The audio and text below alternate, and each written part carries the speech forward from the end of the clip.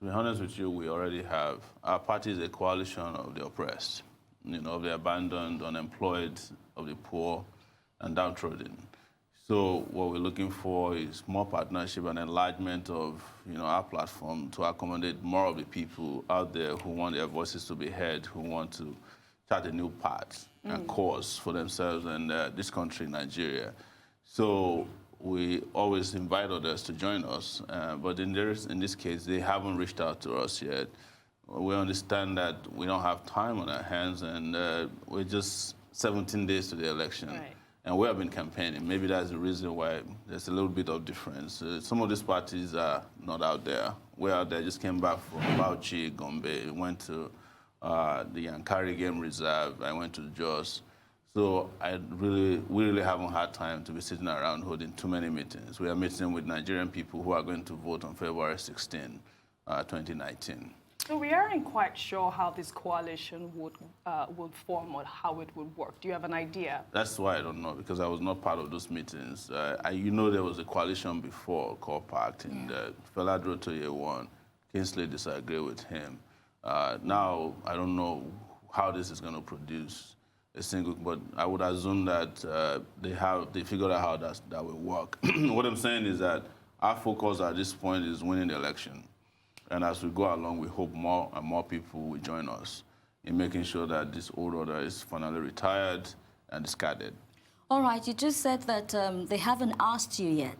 If they reach out to you, will you consider joining the coalition? If it's going to produce the kind of result I would think will make Nigeria a better country, we are not just going to be part of a coalition for the sake of creating another coalition. There are several coalitions already in the horizon. PDP has about 45 parties in a coalition they call COP. I call them COP of Sorrow. The other party, APC, they have their own coalition. There are coalitions all over the place, and I don't just want to chip in the quality of our own party, our programs, by just joining a coalition for the sake of joining a coalition, because people already know us and know what we stand for. We cannot afford to pollute or dilute what we stand for. We must have some kind of genetic similarity with others who want to form coalition with us. For example, we can't compromise on the issue of minimum wage. You heard the Speaker of the House say yesterday that 30,000 is grossly inadequate.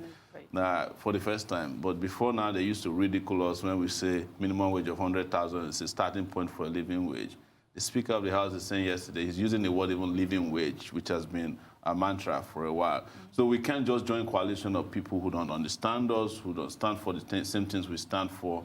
It has to be very clear what they're joining us for. And we cannot compromise on who is going to lead the way, because this is a fight for the liberation of Nigeria. And when you're looking to go to a fight, you have to get your best fighters, experienced fighters to go in to lead. All right, so you would only join the coalition if there was a clear-cut definition of who would lead, and that will be you, I suppose, your party. Oh, no, our position is very clear. We have a presidential candidate, and we know how we're doing out there. There's empirical evidence that apart from maybe the PDP and the APC, AAC is the party that is doing the best and had the biggest reach, the diversity that is needed to lead this country to that part that we have defined clearly: progress, peace, and development.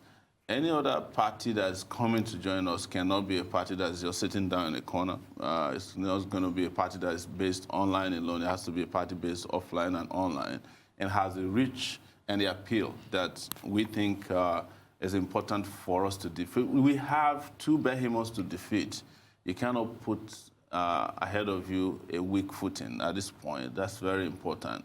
And that's what we're saying, that you must look at who is popular out there, who has appeal, who can galvanize youth, women, who can galvanize the weak and the poor, who are willing to change their objective conditions. Anything short of this will be a big disappointment to our supporters and others who are looking up to us to deliver Nigeria this time. Yes. And we suppose the answer to all of those questions would be you. But there are a lot of people who say that, these new generational parties or these newcomers into politics at this moment cannot make the difference. Our last guest, Professor Maman Tahir, did allude to that, to say you cannot, change the status quo just now, perhaps in the long run, but you're confident that you're here to change the status quo. What gives you that confidence? The status quo is already changing. I mean, look at how we've been able to drive this conversation around very important issues, minimum wage, the issue of health care in the country, the issue of agriculture, education, everything. We've been able to change the narrative around it. In fact, the ruling party are there stealing even our ideas. I listened to the professor you were mentioning. They don't want the old system to change because that's how they benefit from. They benefit from that system.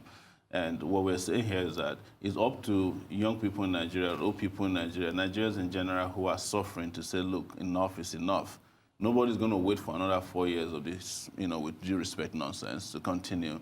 And we're just here sitting and saying it will change. They thought that nothing will happen in Cuba in 1959. Revolution happened the night after, even in France. So it's not up to the oppressor to determine when the oppressed free themselves. It's the oppressed that will choose a date, and they will keep a date with history. That's what we're saying. A lot has already changed, and they know it. That is why they are all afraid and shaking and, sponsoring all this propaganda out there that you can't change the status quo. What is the meaning of the status quo? The status quo is a system that is dilapidated and disappointing. And that has to change. They have no right to determine when that will change. We have the right to determine when we want to be free. And I think February 16 is one of the dates. And there will be several dates in a series of events that will hit this country in a matter of weeks. All right. So at the candidates' town hall meeting Yes. last Wednesday, Yeah. you made a pledge that you'd cut the jumbo pay of the National Assembly Yes. members if elected into office. Yeah.